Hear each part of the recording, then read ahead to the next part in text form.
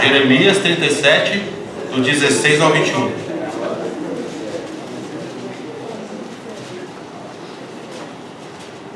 Jeremias foi levado para uma cela no subsolo da casa e ali ficou durante muitos dias. Então o rei Zedequias mandou soltá-lo e perguntou-lhe em seu palácio secretamente: há alguma palavra da parte do Senhor? E respondeu Jeremias: há, e acrescentou: serás entregue nas mãos do rei da Babilônia.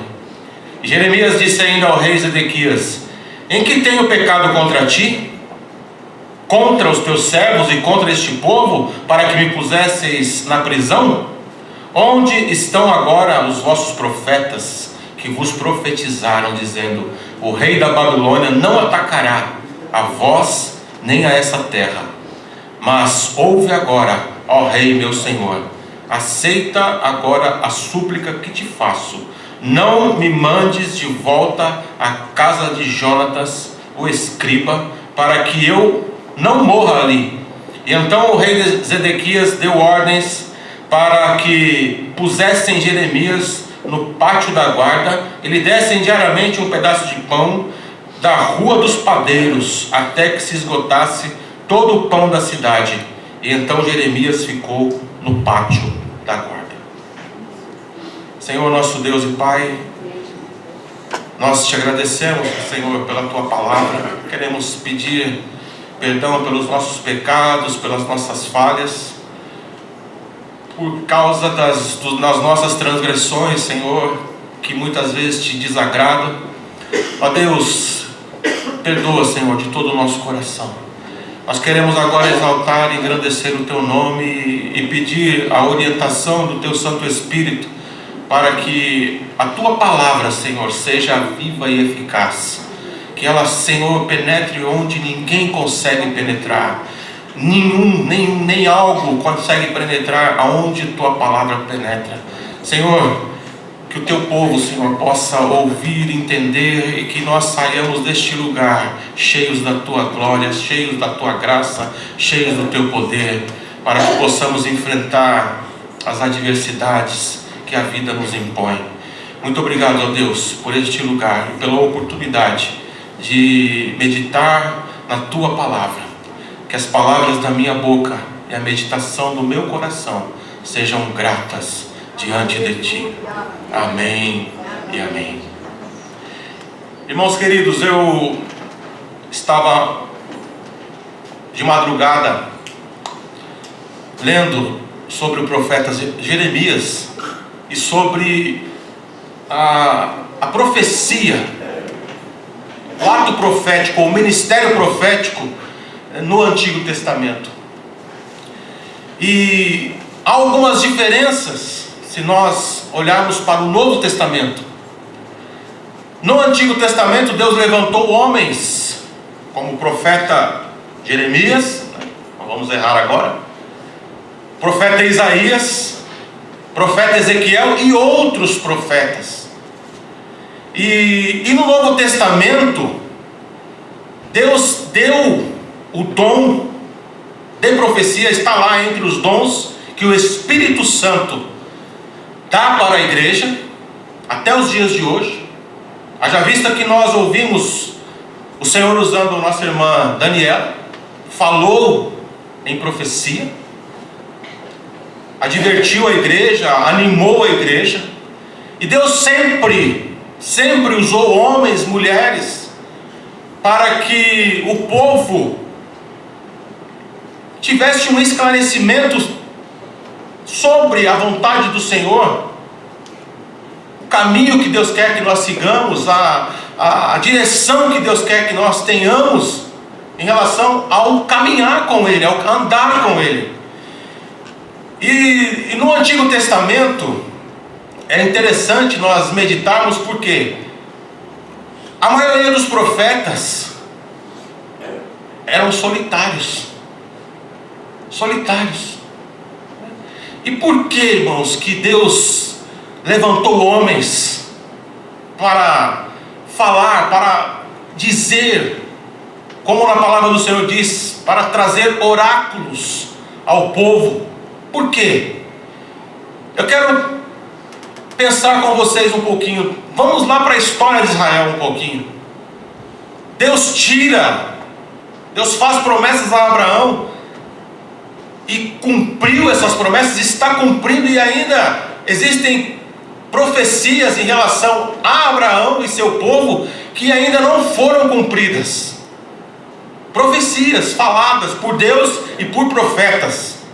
Então Deus tira um povo do Egito, um povo que praticamente era pagão, que não conhecia, que só ouviu ou ouvia falar do Deus de Abraão, mas ficaram ali no Egito, absorvendo a cultura do Egito e outras coisas que fizeram parte daquele momento histórico da vida de Israel. E de repente o Senhor usa a vida de Moisés, que é também considerado um profeta, e para os judeus talvez o maior dos profetas, e ele começa a instruir o povo no caminho em que o Senhor estava os guiando pelo deserto até chegar à terra prometida.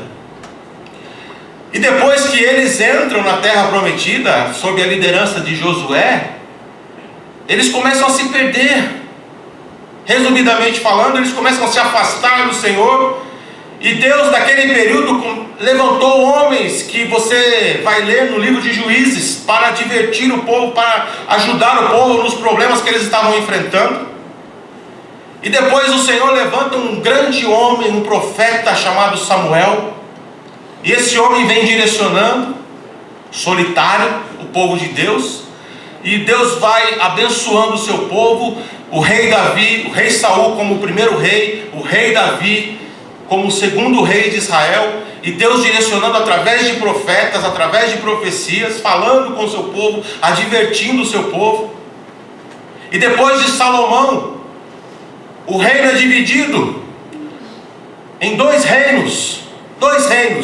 O reino do norte e o reino do sul. O reino do norte com 10 tribos e meia. E o reino do sul, que é chamado Judá, com 1 tribo e meia. A tribo de Judá mais meia tribo.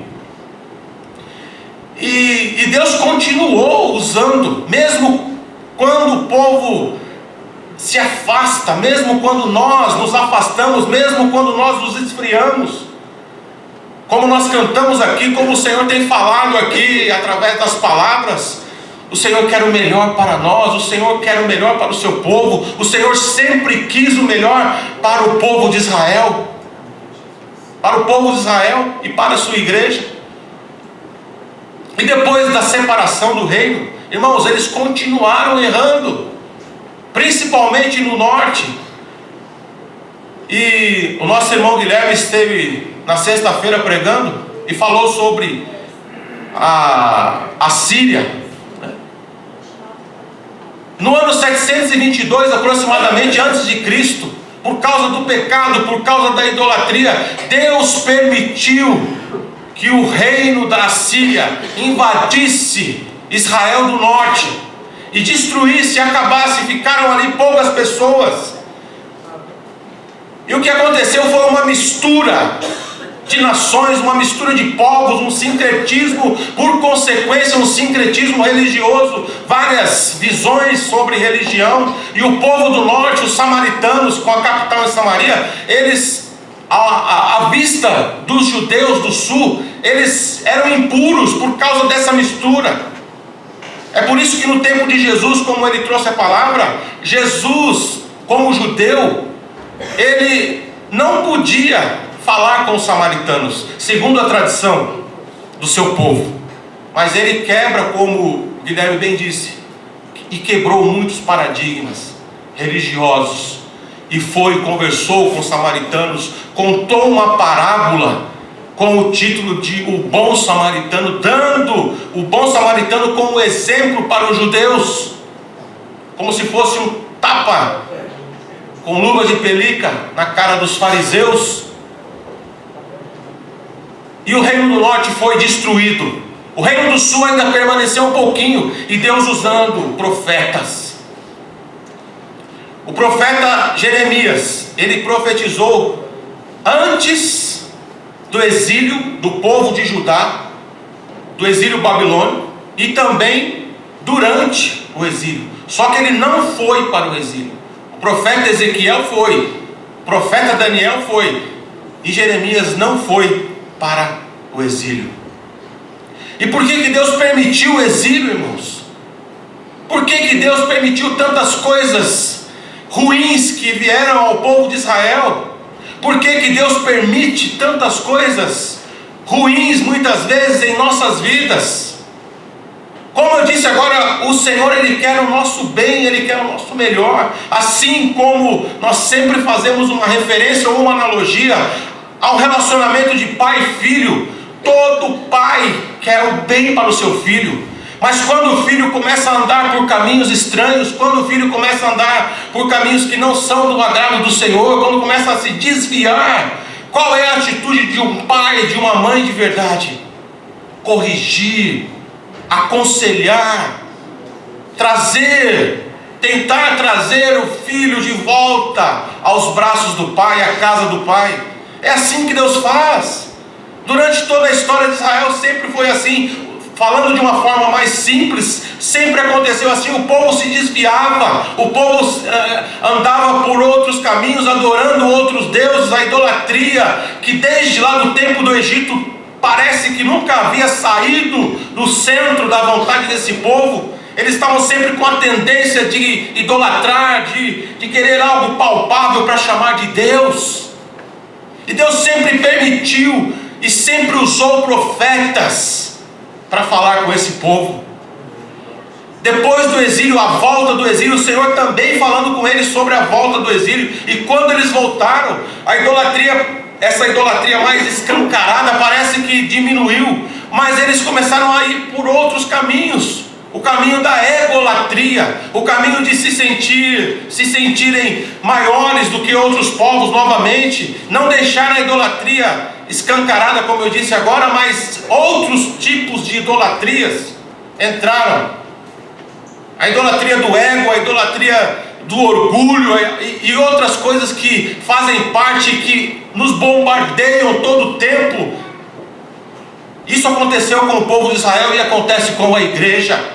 Acontece comigo, acontece com você. Se nós não vigiarmos, se nós não orarmos, se as nossas vidas não estiverem no altar do Senhor, se nós não meditarmos na palavra de Deus, nas palavras de Jesus, quando Ele fala sobre humildade, quando Ele fala sobre o servir, nós temos também a tendência de deixar o orgulho, a arrogância entrarem em nossos corações, e nós vamos viver sendo admoestados por Deus, como o povo de Israel foi, e como o Senhor muitas vezes falou com sua igreja no Novo Testamento. O ministério profético de Jeremias, ele nasce no ministério do rei Josias, aproximadamente 639 ou 609 antes de Cristo. Antes de Cristo, nós temos que entender ali a cronologia histórica. E pensando um pouquinho, irmãos, no ministério profético, falando aqui rapidamente, quantos homens e quantas mulheres hoje se autodenominam profetas, apóstolos, arcanjos, tantos, né? É como se muitos homens, muitos pastores gostam de ser adorados, gostam de se sentirem o ego massageado, de ouvir, oh meu querido pastor, oh meu querido apóstolo, e se autodenominam profetas. Vamos olhar para o ministério profético do Antigo Testamento. O profeta Isaías profetizou antes do profeta Jeremias, já acusando, apontando para a liderança de Israel: vocês estão no caminho errado, o pobre está com necessidade, a viúva está com necessidade, e vocês estão olhando para os seus próprios interesses.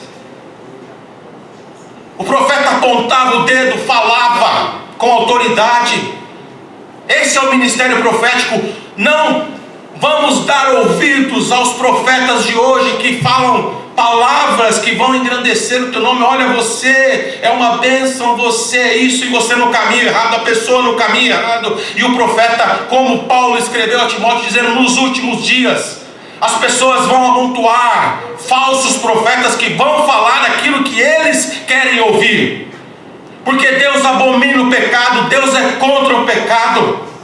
Deus não quer que nós andemos em caminhos tortuosos. Deus não quer que nós sigamos tudo aquilo que o mundo nos impõe como verdade. É isso que a palavra do Senhor nos ensina. Vamos viver em santidade, vamos buscar a Deus, vamos adorar, vamos entregar verdadeiramente a nossa vida para o Senhor. Vamos olhar para o ministério profético do Antigo Testamento e também do Novo. Exemplos como o de João Batista, por exemplo, que foi o último dos profetas. E quantas pessoas, irmãos, estão na igreja?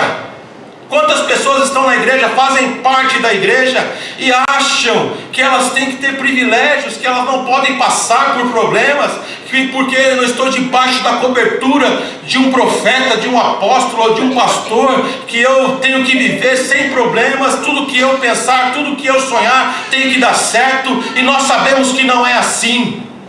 Nós sabemos que não é assim. O caminhar com Deus é um caminhar de dificuldades, é um caminhar de luta. Se você quer vir, se você quer andar no caminho estreito, venha, será bem-vindo. Mas nós temos que alertar, tem que negar a si mesmo, tem que dizer: Senhor, a minha vida é tua, então faça conforme o teu querer. Os meus desejos já não importam mais. Que não viva mais eu, mas que Cristo viva em mim.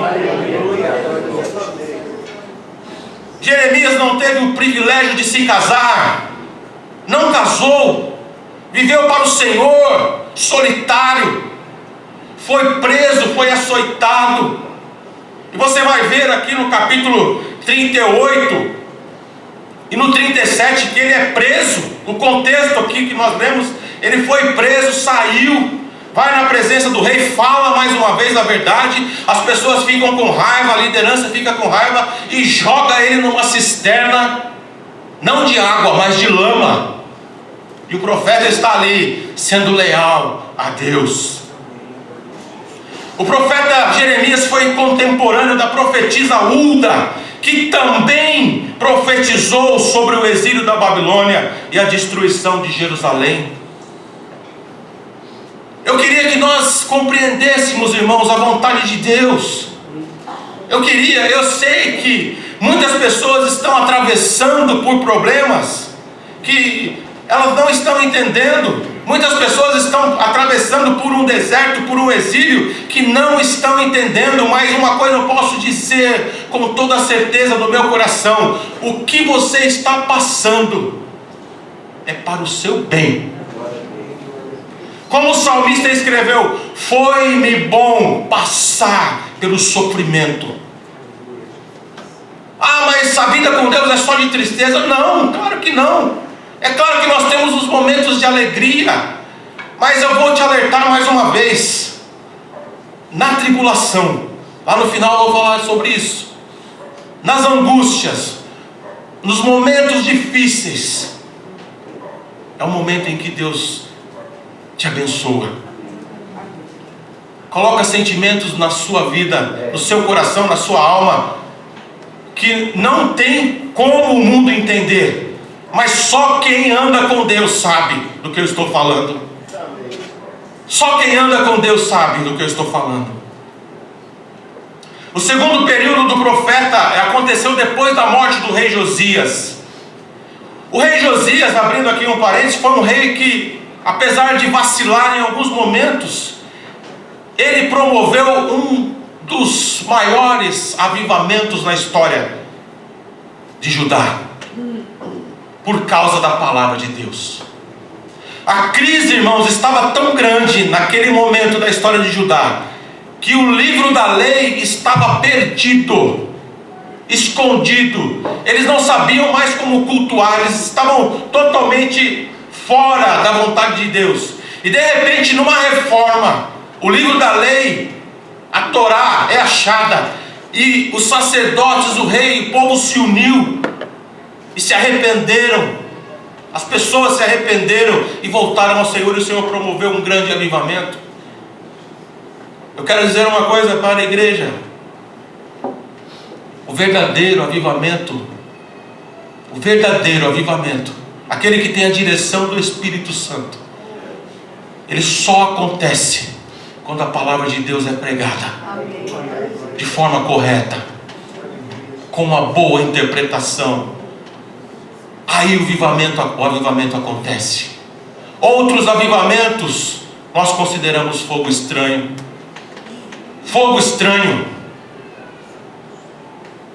E o profeta profetizou no período do rei Josias. Depois do rei Josias, o rei Jeoacás assume o trono, mas foi destituído pelo faraó Neco por se negar a pagar tributo ao Egito. Assume então o rei Jeoaquim, que estava ali como um vassalo do Egito. Vejam só a trajetória da história de Israel, irmãos. Deus permitindo que o seu povo praticamente fossem vassalos, escravos, por causa da desobediência. Quando Jesus falou sobre o sal, em outras palavras, eu quero dizer uma coisa para a igreja. Ele comparou o sal com a vida daqueles que eram discípulos, com aqueles que estavam andando com ele.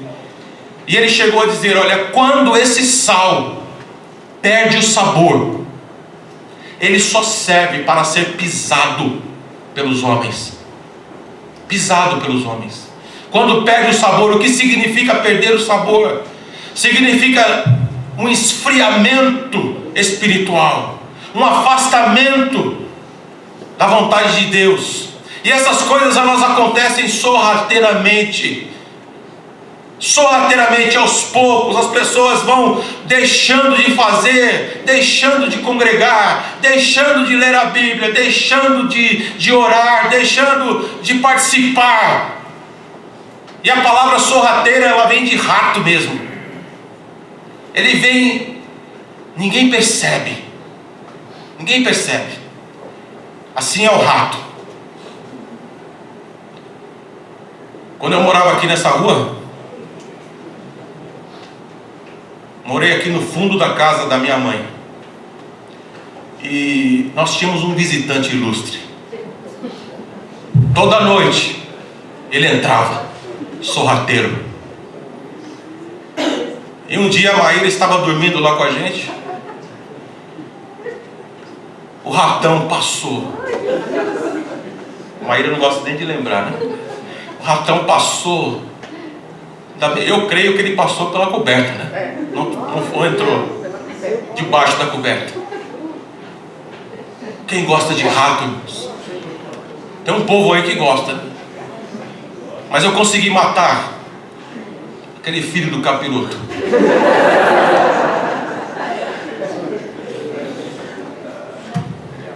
Um dia eu desci as escadas, ele estava na cozinha, comendo a minha banana.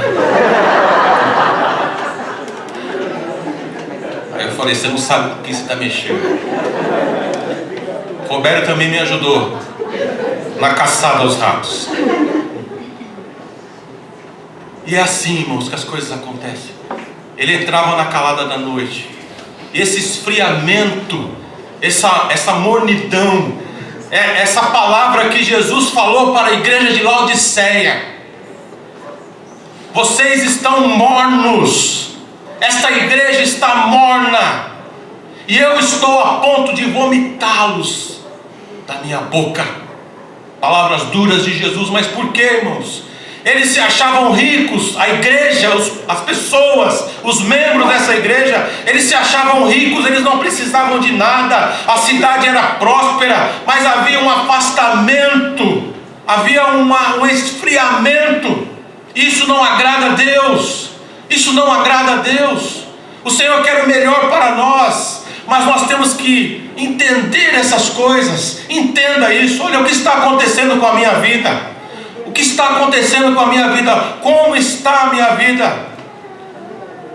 aceite muitas vezes algumas palavras que são direcionadas, e você sabe que as palavras são direcionadas pelo Espírito Santo de Deus, o Senhor te alertando. Quando o Senhor fala, não murmure. Quando o Senhor fala, não fiquem olhando para a direita, para a esquerda. As pessoas estão muitas vezes na igreja com a cabeça em outros lugares. As pessoas estão na igreja, estão olhando para o que o vizinho está fazendo, pensando no que vai resolver amanhã, e aí não consegue concentrar, não consegue olhar, não consegue entender, não consegue meditar na palavra, e perde muitas coisas. As coisas aconteceram assim com o reino de Judá. Nabucodonosor e a Babilônia, eles venceram os egípcios e consequentemente tomaram conta de Judá. Vejam que o processo demora. Nabucodonosor e seu exército chegou e se instalou perto da cidade e ali destruiu. Não, foi aos poucos, e Deus avisando. Aos poucos, o profeta Jeremias já sabia, e ele avisa o seu povo: olha, o rei vai invadir, e se vocês resistirem vai ser pior, então se entreguem. Não vamos nos entregar, nós estamos certos, nós estamos no caminho do Senhor, nós estamos fazendo o que é correto. E não estavam. O terceiro período do profeta foi durante o reinado de Zedequias, que é o período que nós lemos aqui, que foi o último rei de Judá. Ele também foi colocado pelos babilônios. Quando Nabucodonosor tirou o domínio do Egito e conquistou Judá, ele dominou, ele colocava quem ele queria. Tirava um rei e colocava outro. Levou o rei Joaquim para a Babilônia e deixou ali um vassalo, Zedequias, para que ele fizesse a vontade da Babilônia. E mesmo assim ele não entendeu. O profeta falou com ele e ele não entendeu e resistiu. Irmãos, eu quero rapidamente tirar duas lições desse texto que nós lemos. Em primeiro lugar, ser escolhido por Deus não significa ter privilégios, mas significa ter paz nas tribulações que a vida nos impõe. Deus escolheu Jeremias, está aqui no livro dele: eu te escolhi como profeta para as nações, desde o ventre da sua mãe. E como foi a vida do profeta? Sem nenhum privilégio, a não ser o privilégio de ter a paz, que eu tenho certeza que o Senhor dava, não somente a Jeremias, mas a todos aqueles que entendem e fazem a vontade de Deus. Em segundo lugar, irmãos, nós temos que tomar cuidado com os falsos profetas, pois ainda hoje eles existem, eles profetizam. Tomar cuidado com falsas profecias e aqueles que falam o que Deus não está falando, o que Deus não está dizendo à igreja ou a alguém. Tome cuidado, porque a conta um dia chega. Deus cobra.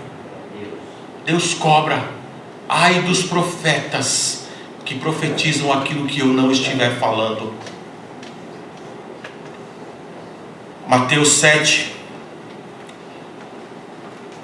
capítulo 15, Jesus falando a respeito dos falsos profetas. Cuidado com os falsos profetas que vêm a vós disfarçados em pele de ovelha, mas interiormente são como lobos devoradores.